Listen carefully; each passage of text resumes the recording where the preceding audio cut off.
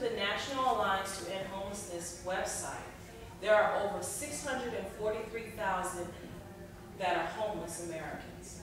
In that number, more than 238,000 are families. About 405 are individuals, to include the youth. 67,000 are veterans. And of that total number, there are 17% that are categorized as chronically homeless. As defined by the National Coalition for Homelessness, the federal definition for chronic homelessness is an unaccompanied homeless individual with disabling conditions who has either been continuously homeless for a year or more, or who has had at least 4 episodes of homelessness in the past 3 years. As I stated previously, I would like to enlighten others on the state of homelessness in America. In order to do that, we must first understand the numbers, dispel the myths, know the government's solution, and what we can do to help. Now let's do a recap of the statistics.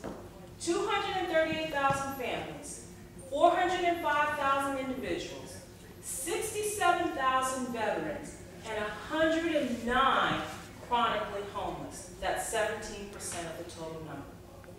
This data is computed through a community count conducted every other January, as required by the Department of Housing and Urban Development, also known as HUD.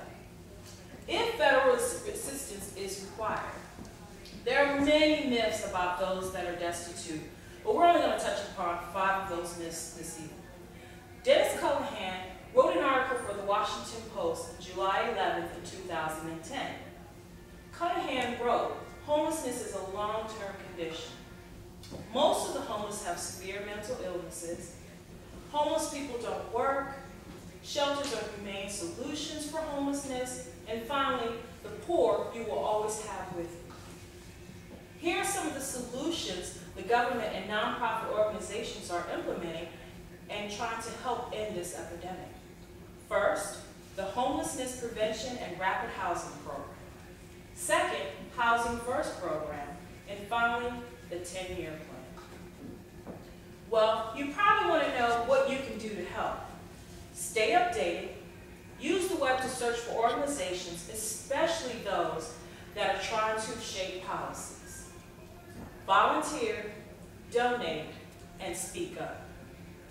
Now that we've been given the information on the startling statistics of the dispossessed and how those numbers are derived, we can assist in every effort to combat homelessness. I've shared a little bit about those affected, dispelled some of the misconceptions, and given the government solution. With the information, we can now find ways to help others in need. We've briefly scratched the surface of homelessness.